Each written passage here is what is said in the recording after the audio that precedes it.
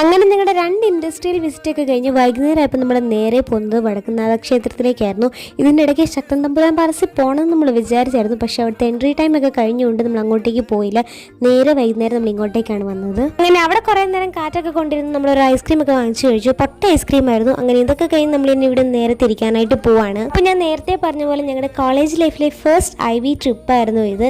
അപ്പം ഇത് ഏറ്റവും കൂടുതൽ ഞങ്ങളെ ഹെൽപ്പ് ചെയ്തത് Dream Makers Tours and Packages with combination ആപ്പിളായിരുന്നു.